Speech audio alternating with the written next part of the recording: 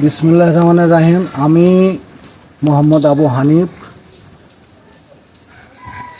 আসন্ন স্থানীয় নির্বাচন আমি চেয়ারম্যান ২ নম্বর মৎস্যপুর ইউনিয়নের চেয়ারম্যান পদপ্রার্থী।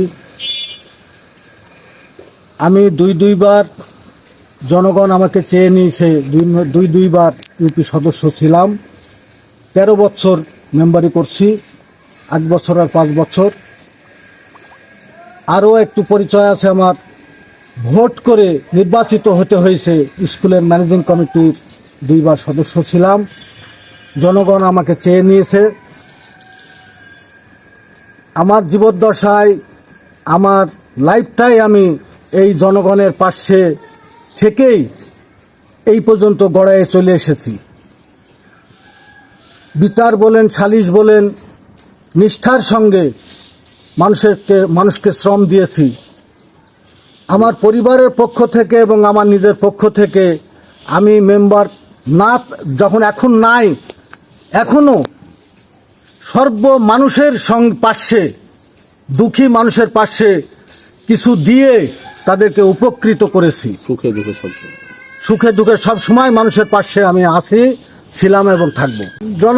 জনগণ যদি আমাকে চেয়ে নেয়, যদি আমাকে নির্বাচিত করে, আমার যে কর্মগুলান বাদবাকি পড়ে আছে এই কর্মগুলানকে আমি আরও বেগবান করতে চাই। এটাই হলো আমার মনের বাসনা এবং কামনা। মাদক এটা আসলে একটা ডিজিজ আমাদের এলাকায়। তবে এমপি মহোদয় কিংবা আরও আমার উপরকার যারা ঊর্ধ্বতম কর্মকর্তা তাদেরকে নিয়ে সম্মিলিতভাবে আমার ইচ্ছা আছে যে আমি এগুলোকে দূর করার এবং সমাধান করার চেষ্টা করব। একটা সংজ্ঞা রেখে যাই আপনাদের কাছে। কোনো এক সময় আমাদের হিসনা নদী সরকারের ছিল, এখন আমরা সরকার বাহাদুর আমাদেরকে জনগণ ভোগ করত, জনগণের ছিল, উন্মুক্ত। এখন আমরাই জনগণকে সচেতন করায়ে জনগণের কাছ থেকে ডেকে নিয়ে আইসি, মালিকানা করে নিয়েছি। প্রথম যখন শুরু হয় পাট জাগ দিতে দিবে না। আমি এক অফিসারের সঙ্গে দ্বিধাদ্বন্দ্ব সৃষ্টি করলাম। বাংলাদেশের মাছ যদি সম্পদ হয়ে থাকে, পাটও তো বাংলাদেশের সোনালী আঁশ, এটাও তো একটা সম্পদ। তাহলে আমরা যদি হিসনা নদীতে পাটের জাগ দিলে সুন্দর হয়, পাটের রঙগুলো সুন্দর হয়। এই যে প্রথমে আমরা বলাবলি করলাম, চাষির কোনো অ্যাসোসিয়েশন নাই, তাদের কোনো সমিতি কমিটি নাই, তাই ওনারা বললেন যে পাট জাগ দিতে দিবে না। আর আমি বলেছিলাম তখন যে সর্বপ্রথম আমি পাট জাগ দিব, আপনার কোন শক্তি আছে, আসেন আমার সাথে মোকাবেলা করার জন্য। আমি তখন মাঠঘাটে ওতপ্রোতভাবে থাকতাম, পাটের আবাদের ভিতরে ছিলাম। এখন হয়তো ওই দিকে লক্ষ্যটা একটু কম। আমার লাইফটা শুধু এখন আমি কোনো কর্ম করি না, শুধু জনগণের পাশে থেকে জনগণকে সর্ববিষয়ে উৎসাহিত করে, এটাই আমার মূল লক্ষ্য।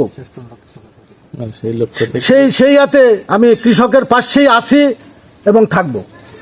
মেসেজ দিব, তারা তো আমার চলাফেরা সব কিছু জানছে, দেখছে। জনগণ যদি আমাকে ভোট দিয়ে নির্বাচিত করে, আমি ওনাদের পাশে আছি, থাকব, ছিলাম, আছি এবং থাকব ইনশাল্লাহ।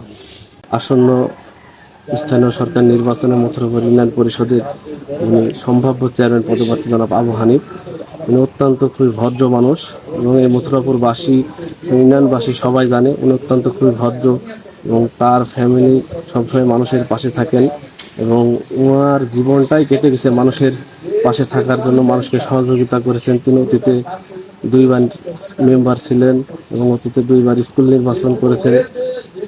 এই এলাকার জনগণ তাকে সর্বাত্মকভাবে সহযোগিতা করে মেম্বার নির্বাচন করেছেন।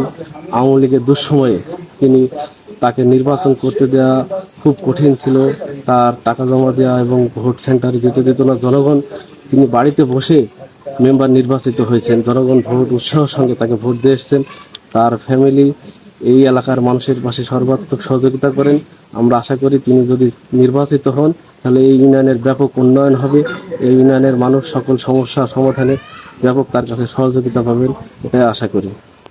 আসলে আবু হানিফ সাহেব, উনি ব্যক্তিগত হিসাবে আমি যতটুকু চিনি এবং জানি, অত্যন্ত সৎ এবং নিষ্ঠা একজন মানুষ।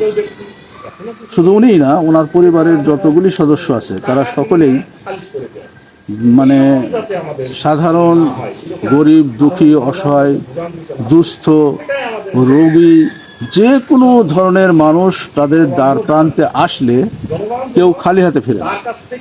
এবং আমাদের এই অত্র এলাকার মধ্যে যত উন্নয়নমূলক কাজ হয় তাদের হাত ধরেই কিন্তু এই কাজগুলি হয়। তারা একটা উচ্চ শিক্ষিত পরিবারের ছেলে, তার দুইটা ছেলে, একটা হচ্ছে খুলনা কেডিএর খুলনা প্রকৌশলী বিশ্ববিদ্যালয়ের প্রভাষক, আর একটা তো রাজনীতি করে ছোটটা।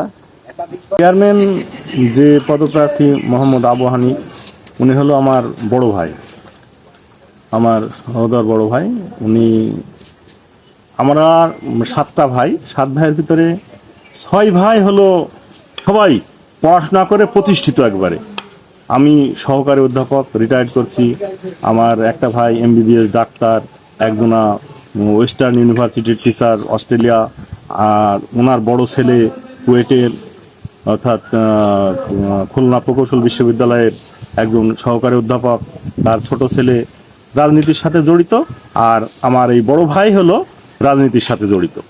তাছাড়া রাজনীতিতে আমরা ওইভাবে বিশ্বাসী না, কিন্তু জনগণের সেবা করতে গিয়ে আমাদের রাজনীতি করতে হয়েছে।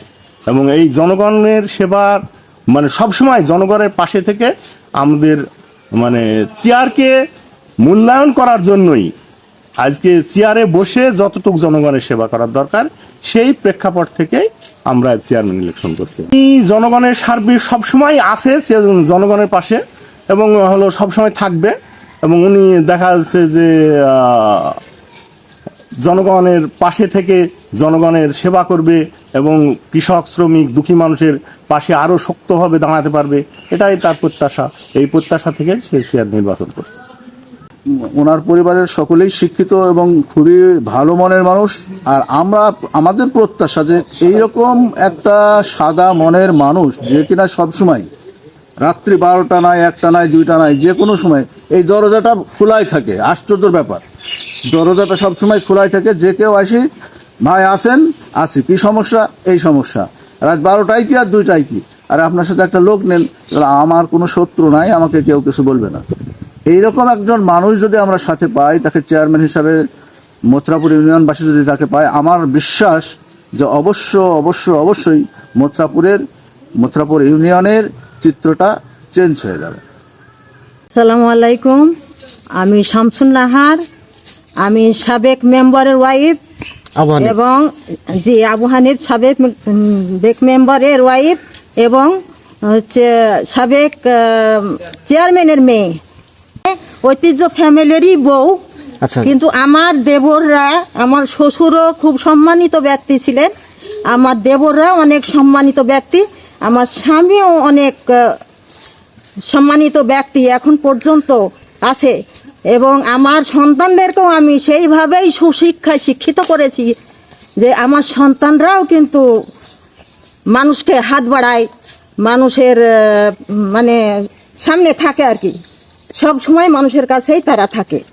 সেটা আমরা সব সময় ভালো করি এবং চাই। আমার স্বামী মানুষেরই কাজ করে, আমার সংসারে কিছু করা লাগে না, আমার অর্থেরও অভাব নাই। আমার স্বামী মানুষের সেবাই নিয়োজিত থাকে সব সময়। সে যেন আরো করতে পারে, মানুষের পাশে আরো দাঁড়াতে পারে, আমরা সেটাই প্রত্যাশা করি। আর এই যে রাস্তাঘাট, দুস্থ মানুষের পাশে, তারপরে অভাবগ্রস্ত মানুষ যারা বিপদ রুগী, যারা মেয়ের বিয়ে দিতে পারে না, সব সময় কিন্তু আমার স্বামী তাদের পাশে থাকেন। এই হিসাবে সহযোগিতা চাচ্ছি। তারপরেও আল্লাহ পাক আমার এই হাত দুটা মানুষের দান করার জন্য দিয়েছেন। আমি মানুষকে দানও করি। আমি খাবার খেতে বসলে এবং রান্না ভাত আমি মানুষকে খাওয়াই, পরে আমি রান্না করে খাই। কোনো মানুষ যদি ক্ষুধা পেটে আসে আমার দ্বারে, সে খালি ফেরাই না। আমি তার স্বামীর জন্যে তো বললামই তো, আমার স্বামীর জন্য আমি সব সময় সর্বদাই চাই যে সে যেন আরো মানুষের পাশে থাকতে পারে, আরো মানুষকে দিতে পারে, সে যেন চেয়ারম্যান হতে পারে, তাকে হ্যাঁ, জনগণ যেন ভোট দেয় আমার স্বামীকে। চেয়ারম্যানই হওয়ার আছে, কারণ তিনি অনেক ভালো, মানে চেয়ারম্যান না হওয়ার আগে অনেক সাহায্য করে মানুষকে, বুঝছেন। সব দিক দিয়ে আমরা আশা করি যে আরো সাহায্য পাবো।